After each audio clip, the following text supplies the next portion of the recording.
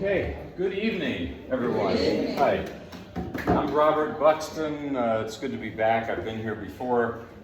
I'm going to play some classical music, some gospel. I'll talk about the music. Hopefully I won't talk too much. I tend to do that. So we started with a little improvisation project with the pedal. The pedal wasn't quite working. I think now I've tweaked it. And I'm going to improvise some music for you too, but I need your help. I mean, we can really do whatever we want with this piece that I'm going to do.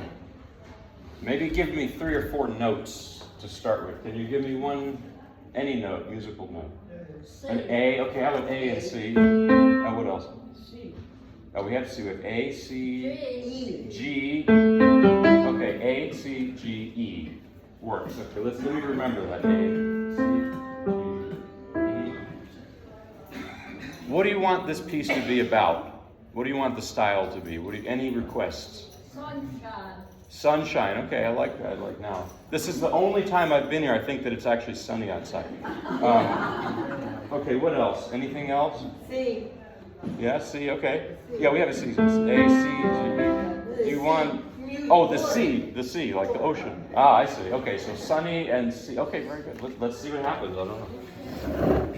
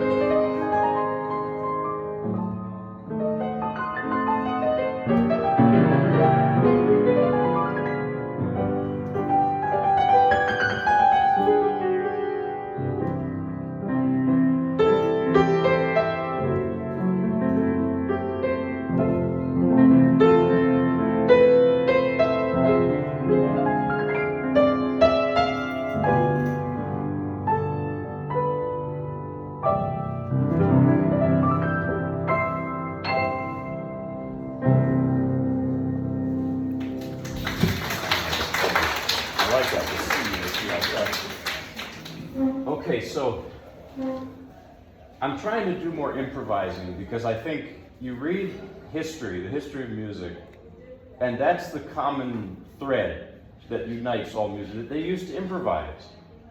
And for some reason in classical music, we've stopped that tradition. I think it's too bad because it should retain that spontaneity. And sometimes it comes out very good, sometimes it comes out very bizarre. I don't know if that sounded like a sunny C, but I tried. So now I'm going to do this piece that's very long. It's going to be the meat and potatoes of tonight. Remember last time, actually every time I've been here, I've talked about the violin. I'm obsessed with the violin, like just completely obsessed with it. But have the maybe pragmatic sense and the laziness not to switch instruments. It would just be too much trouble. So I'm sticking with the piano, but there are all of these wonderful arrangements of violin music for the piano. So I'm going to play right now the first movement of Beethoven's Violin Concerto. What on earth? It's for violin and orchestra. But Beethoven himself did this arrangement for piano. He adapted it into a piano concerto. Furthermore, I'm adding my own twist to it because I'm trying to include, I've written my own version that includes what the orchestra is doing. I can't, with 10 fingers, I can't do everything the orchestra does, but most of it, hopefully. So the story of this concerto, Beethoven wrote it in 1806, and the premiere did not go well. people did not really, they weren't into it. And so much so that after the first movement, the violinist, I totally forget the name, I have to look this up. The violinist realized that the audience was really in a lull. So he turned his violin upside down and improvised this country fiddle tune, not country like our country, it was like Austrian country music, and to wake people up. Now, not to fear, because this concerto is one of those pieces that after Beethoven's death, it became this iconic part of the repertoire. I think it doesn't necessarily warm up. I mean, it's a little harder to warm up to because it's so lyrical, it's calm. It's not the storm and stress Beethoven we think of usually. And one fact of this piece that I think is very significant is he wrote this after he came to terms with the fact that he was going deaf. And he made peace with that when he wrote this music. And I think that explains everything about this. That Beethoven, he really grappled with this idea that he was losing his hearing. I mean, can you imagine anyone, but especially a musician, to lose their hearing? But he just became very sort of philosophical about it. And I think that that's what this music is all about, really. Couple things about Beethoven. I know Beethoven is very famous and everything, but some things to think about. I had a professor who said something like, Beethoven's music is like Tolstoy, but in music. It's like Tolstoy's writing in music. And why? Because he said that both Beethoven and Tolstoy go beyond merely aesthetics. They go into ethics, which means that Beethoven, it's hard to explain, but he reaches down into something of our humanity. Even that struggle with deafness that he had, it's just very human, and it maybe touches that sensitivity, that compassion that we all have somewhere in our hearts. So it reminds me of this. So Tolstoy, in his essay, What is Art? He describes the backstage of an opera theater.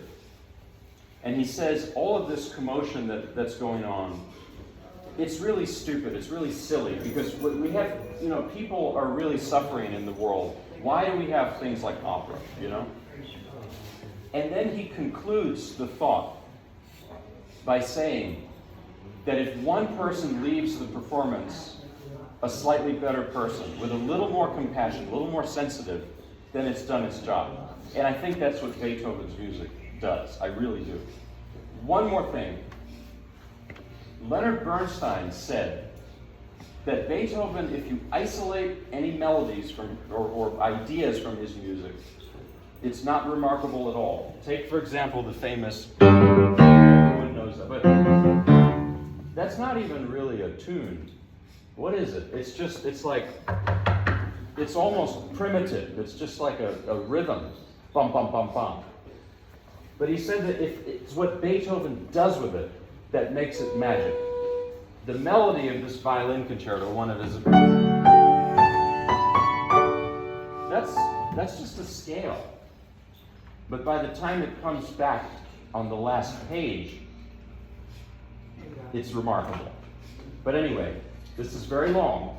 So if you like long car rides, it's a really long piece.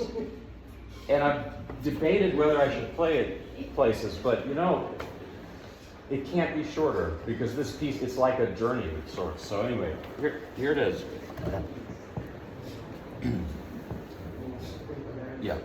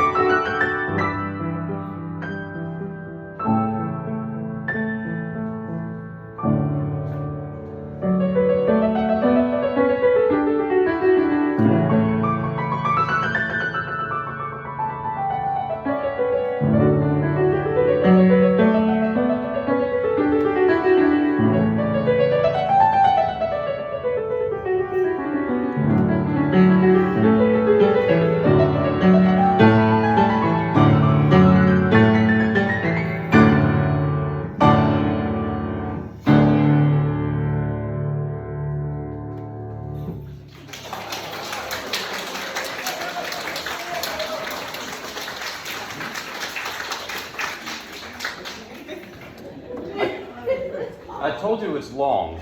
It's very long. But it can't really be shorter because he takes you through this whole inner journey, I think. And you're really thinking about that, his coming to terms with being deaf. That was that's the time he wrote it. And anyway, in concertos, there are places for improvisation. It's called cadenza. And here's a curious thing about cadenzas. Usually in, say, Mozart or before Mozart, they would just leave, the musician, the violinist or pianist would have to just improvise. That's the original meaning. Beethoven started to write his own cadenzas out. And here's the thing. For his violin concerto, he did not write a cadenza. Most violinists play the glorious Fritz Kreisler cadenza to this concerto. Nathan Milstein, who I love, he wrote his own cadenza, so there are many things. But for the piano version, what I did, Beethoven actually wrote out this cadenza. And it's bonkers, because it's for piano and timpani. That's why I was doing all this business down here. I was trying to imitate the timpani. And some violinists adapt that piano cadenza for violin and timpani. So it's very confusing, but the point is that this business of arrangements, transcriptions, it's all over the place. People are writing different versions of the same piece, of their own piece, like Beethoven here did his own version. Okay, so anyway, I'm going to play some very short pieces now, because that's just the first movement. That's probably the longest first movement of any concerto ever. It's so long. Yehudi Menuhin's wife would start to fall asleep somewhere, and she didn't like it, but anyway. Anyway, I'm going to play a piece by Maurice Ravel. It's called Piece or Pièce en forme de habanera, piece in the form of a habanera. Habanera is a Cuban dance, originally, from Havana, where my beloved teacher was from. We lost him a few months ago, Solomon Minkowski. And Cuban music, it's this, oh, this is nice. Yeah, nice, very good. That's another possible improvisation. No, it's okay. I love doing, it's in a good key. So here is, this is Maurice Ravel's Piece in the Form of a Habanera. Cuban music is this wonderful blend of music from Spain and also the music from West Africa, the rhythms of that music. It's all mixed together. So the habanera dance became very popular in Europe in the early 20th century. Do you know what's a famous habanera? Do you know the yeah. Carmen, yeah, exactly. I don't sing, so. All right. Oh, is everything okay? So that's a habanera. It's got that rhythm to it. This is the rhythm of habanera. It's that. Oh, come on. No problem. So that's the rhythm of it.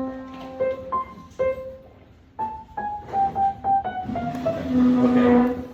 So this piece is it's played on violin, it's played on flute a lot. It's a vocalese. A vocalese means a piece for voice without any words. If you ever go around and sing humming, ha la la la la, like that, like I do that in the car when no one's around.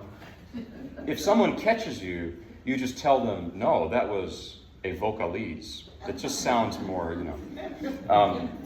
But the piano arrangement is by a guy, and if you know this name, many people here might know him.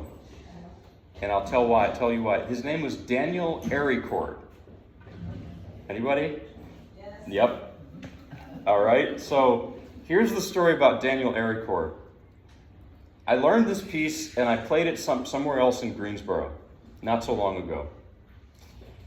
And I just forgot to look up Daniel Aricourt, because I thought, I've never heard of him. I doubt, next time I'll look it up. I didn't look him up. I thought, who's going to know him? Well, this lady comes up to me after the concert and she says, Robert, you're not going to believe this. Daniel and Jane Ericourt were my neighbors right here in Greensboro for many years. They walked their dogs, we got together for tea. Wonderful people, yeah. And I said, you gotta be kidding me. The sheet music says 1920 something. She said, yeah, he was an older guy, but lived right here in Greensboro. I felt very embarrassed. I looked him up, and yet he taught piano for many years at UNC Greensboro. And when he retired, stayed right here. It was his favorite place. Loved Greensboro. And he was born in France in like 1900 or something. He knew Debussy. He knew Ravel. And he did this arrangement, among other things. He was a brilliant composer, pianist, as is his wife, Jane. Great musician. Ended up in Greensboro, North Carolina, right here. And retired here. So the story gets even crazier because I couldn't believe it. So I was playing the same piece at another place in Greensboro. I said, anyone know Daniel Ericourt and Jane Ericourt? People raised their hands. And I was done, and someone who worked at the place, they came to me and they said, give me your phone number or your email. Jane Ericourt was here in Wellsboro. She was here about 30 minutes ago visiting her friends. It's quite the social butterfly. I said, you gotta be, no way. She said, yeah, maybe you'll talk to her. So the moral of the story is always look up who you're going to talk about. You never know. You just never know. And I really want to hear more about Daniel Ericourt because I'm sure you have more stories about. So anyway, back about Ravel. Usually we think of Ravel as like an impressionist composer around the time of Debussy. But I think they're quite different. Debussy likes these watercolor, types of things. That's a very Debussy-like thing. But, Ravel is he's more piquant. He's more... For that reason, he influenced a lot of jazz players, as jazz players also influenced him a lot. He loved jazz. It's a different style. And I was thinking, what is it that makes him different? I think it's the fact that he grew up speaking Spanish. That was his mother language, not French. He was a Gascon from Gascony. It's a region between France and Spain. A lot of his music has this Spanish kind of, flavor to it, just like this piece. So anyway, here's the Ravel piece in the form of a habanera. So.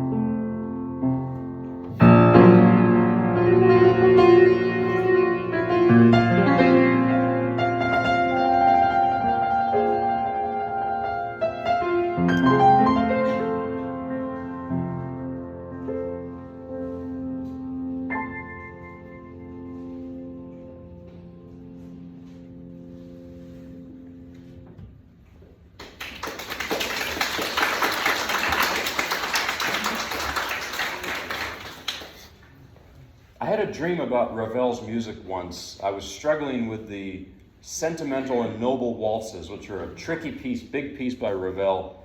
Played it in college. And so I think I mentioned before, I grew up in New Jersey. I don't always advertise that. Nothing against New Jersey. It's a great place.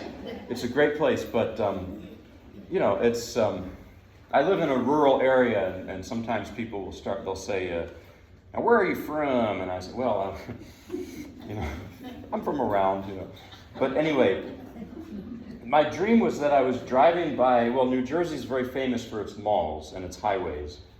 We have very good ones, and good pizza, a lot of great things in New Jersey. So in this dream, I was driving by a shopping mall. It was very late at night, snow outside, and it was completely empty. But all the lights were on, the chandeliers were on, and it was just very peaceful and very glittery and very, sparkly is another word. And I heard Ravel's music in the dream, and I thought, that's how I see it, really.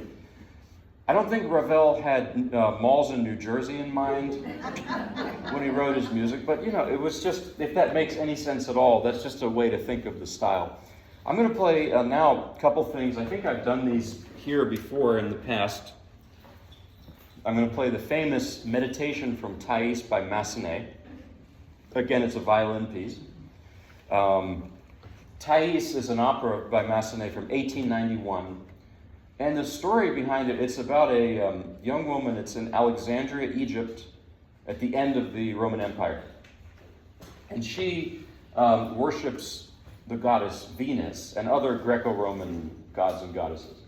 And there's an early Christian monk whose job it is to convert her, and in the process falls in love with her because it's an opera.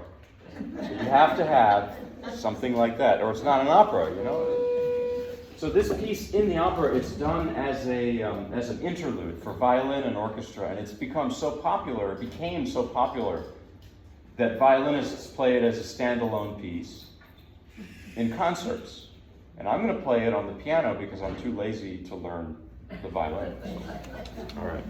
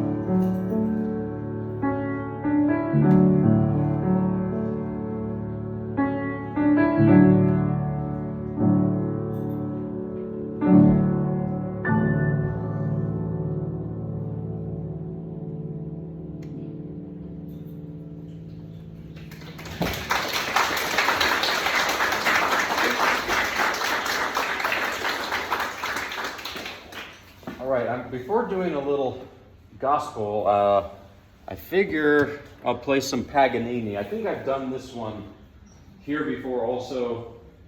This is the 24th Caprice by Paganini for solo violin. It's arranged by Liszt for piano and Busoni, another, so it's a double arrangement of sorts. You've heard this story from me a bunch of times, but real quick, about Paganini, he was this wild man, really. He was probably more like a rock star than a classical player.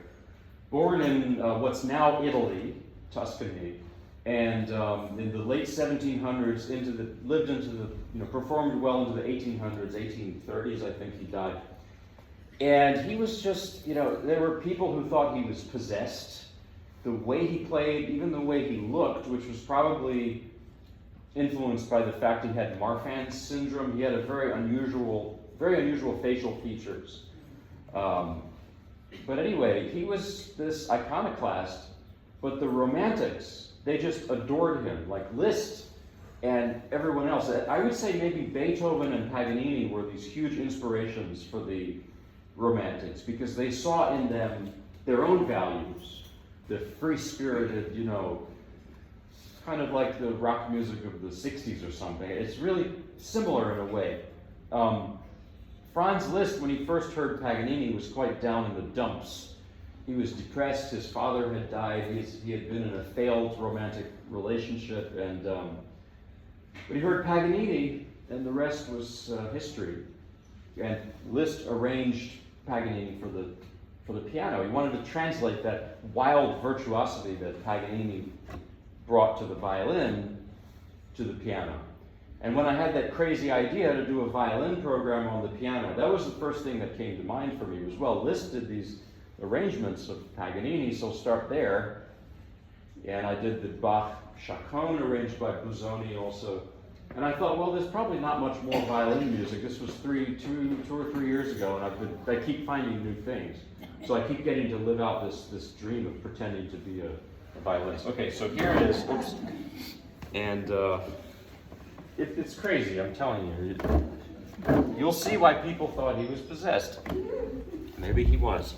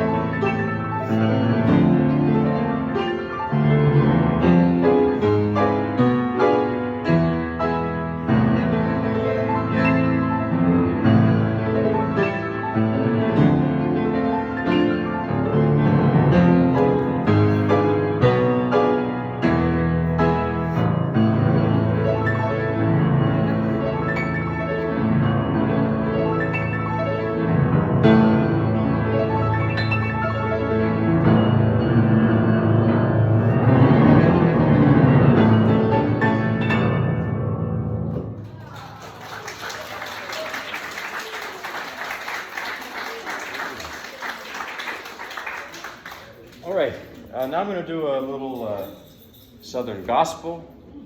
This is the famous "He's Got the Whole World in His Hands." I'm going to do it in the style of my favorite musician maybe ever, Mahalia Jackson. But I'll tell you a story about playing in the style of Mahalia Jackson. I was playing somewhere. I think I did not this, but another gospel piece in her style. And I said Mahalia Jackson, and this guy started laughing in the back, just uncontrollably. I was a little upset because I love Mahalia Jackson, and I thought, well, why are we laughing? Well, I got to the car and it hit me. He thought I said Michael Jackson. Probably. Nothing wrong with Michael Jackson. It's different. And it's very different. Mahalia Jackson, look, she practically invented modern gospel singing.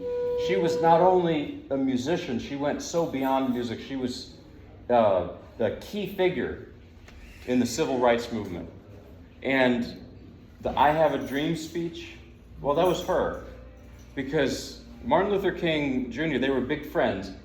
He had a speech prepared for the March on Washington, and he started to read it, and it was not really connecting with, he was nervous, I don't know. And Mahalia Jackson was right behind him. She stood up and shouted at him, "Tell him about the dream, Martin." And then he did. And, "Precious Lord," the hymn, that was written for her by Thomas Dorsey. And she sang it at Martin Luther King's funeral. Just the depth of that woman, the way she sang, and her faith, and it's just remarkable. So it's not going to be as good as how she would sing it, but I'll try to emulate a little bit what she does. I need a little water first because it burns the calories. All right, here we go.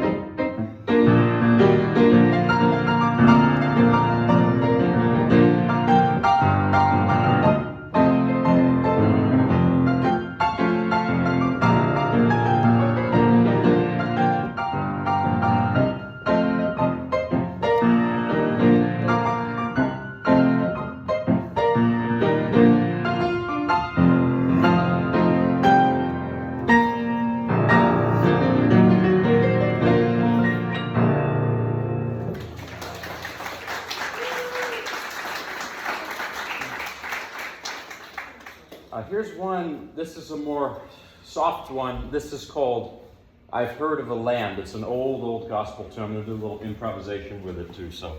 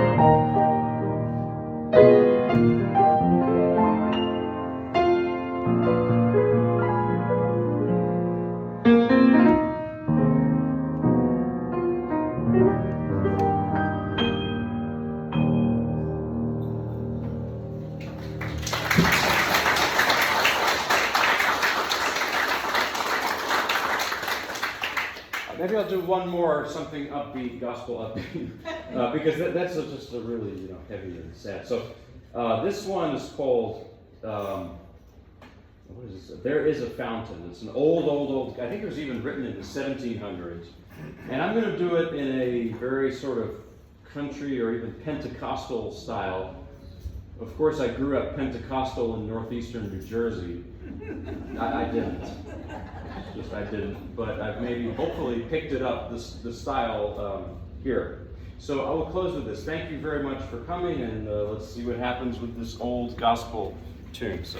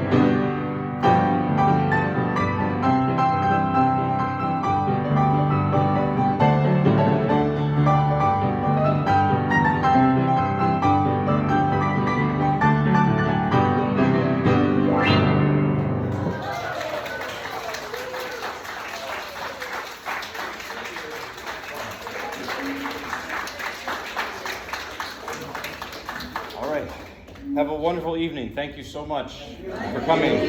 Thank you, Maggie, for having me. All right.